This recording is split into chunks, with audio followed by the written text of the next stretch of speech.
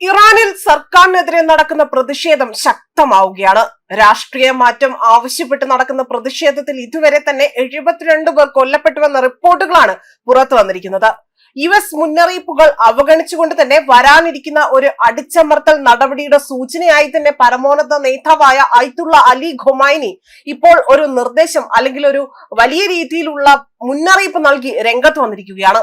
പ്രതിഷേധങ്ങളിൽ പങ്കെടുക്കുന്ന ആരെയാണെങ്കിൽ പോലും ദൈവത്തിന്റെ ശത്രുവായി തന്നെ കണക്കാക്കുമെന്നും അവരെ വധശിക്ഷയ്ക്ക് വിധേയമാക്കുമെന്നുമാണ് ഇപ്പോൾ വ്യക്തമാക്കിയിരിക്കുന്നത്.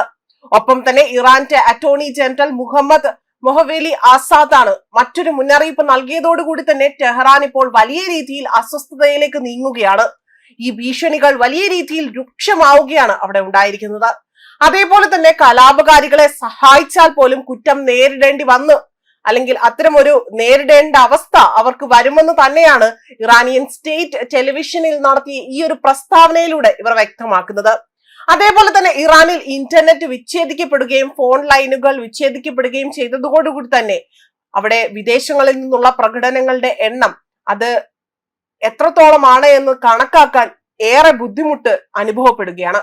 എന്നാൽ പ്രതിഷേധങ്ങളിൽ മരിച്ചവരുടെ എണ്ണം കുറഞ്ഞത് 72 തന്നെ ഉയർന്നു. 2300-ലധികം പേർ അറസ്റ്റിലായതായി തന്നെ US ആസ്ഥാനമായുള്ള human rights activist news agency report ചെയ്യുന്നുണ്ട്. ഇറാനിയൻ സ്റ്റേറ്റ് TV സുരക്ഷാ സേനയുടെ മരണങ്ങളെ കുറിച്ച് റിപ്പോർട്ട് ചെയ്യുകയും അതേസമയം രാജ്യത്തിന്റെ നിയന്ത്രണം അവിടെ വലിയ രീതിയിൽ കലുഷിതാവസ്ഥയിലേക്ക് മാറുന്നതായി തന്നെ വ്യക്തമാക്കുകയും ചെയ്യുന്നുണ്ട്.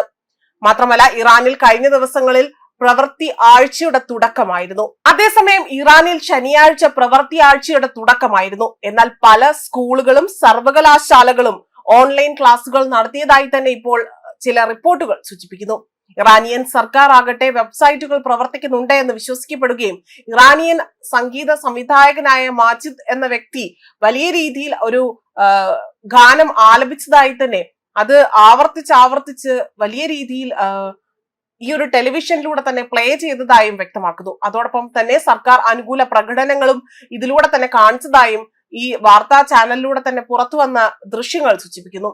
ഇസ്രായേൽ ആരംഭിച്ച 12 ദിവസത്തെ യുദ്ധത്തിൽ ആവർത്തിച്ച് സംപ്രേഷണം ചെയ്തതാണ് ഈ ഒരു ഗാനം. 1982-ൽ ഇറാൻ ഇറാഖ് യുദ്ധത്തിൽ ഖുറാംഷർ നഗരത്തിന്റെ വലിയ രീതിയിലുള്ള വിമോചനത്തിന്റെ ആദരവായി തന്നെ ഇത് സൂചിപ്പിക്കുന്നു. 2022-ൽ മെഹ്സ അമീനയുടെ മരണത്തിൽ പ്രതിഷേധിച്ചുകൊണ്ട് മുടിമുറിക്കുന്ന പ്രതിഷേധകരുടെ വീഡിയോകളിലും ഈ ഒരു ഗാനം തന്നെ ഉപയോഗിച്ചിട്ടുണ്ട്. അതേസമയം ഇറാന്റെ നാടുകടത്തപ്പെട്ട കിരീടാവകാശിയായ റെയ്സ പഹൽവി വ്യാഴാഴ്ചയും വെള്ളിയാഴ്ച ദിവസവും പ്രതിഷേധങ്ങൾക്ക് ആഹ്വാനം ചെയ്തിരുന്നു. തന്റെ പുതിയ സന്ദേശത്തിൽ ശനിയാഴ്ചയും ഞായറാഴ്ചയും പ്രകടനക്കാർ തെരുവിൽ ഇറങ്ങണമെന്നാണ് ആവശ്യപ്പെട്ടിരിക്കുന്നത്. മാത്രമല്ല ഷായുടെ കാലത്ത് പൊതു ഇടങ്ങൾ നിങ്ങളുടേതാണ് എന്ന് അവകാശപ്പെടാൻ ഉപയോഗിച്ചിരുന്നുവെന്ന് ഇറാന്റെ പഴയ സിംഹ സൂര്യ പതാകയും മറ്റ് ദേശീയ ചിഹ്നങ്ങളും വഹിക്കാൻ അദ്ദേഹം പ്രതിഷേധകരോട് അഭ്യർത്ഥിക്കുകയും ചെയ്തു. മാത്രമല്ല പഹൽവി ആകട്ടെ ഇസ്രയേലിനെ പിന്തുണയ്ക്കുകയും അവരിൽ നിന്ന് പിന്തുണ പ്രഖ്യാപിക്കുകയും ചെയ്തവർക്കെതിരെ മുൻകാലങ്ങളിൽ വലിയ രീതിയിലുള്ള വിമർശനങ്ങൾ ഉയർത്തി രംഗത്ത് വന്നിട്ടുണ്ട്.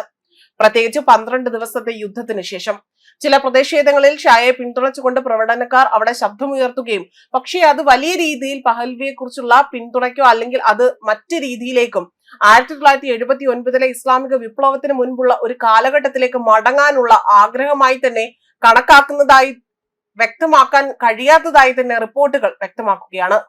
ന്യൂസ് ഡെസ്ക് കർമ്മ ന്യൂസ്.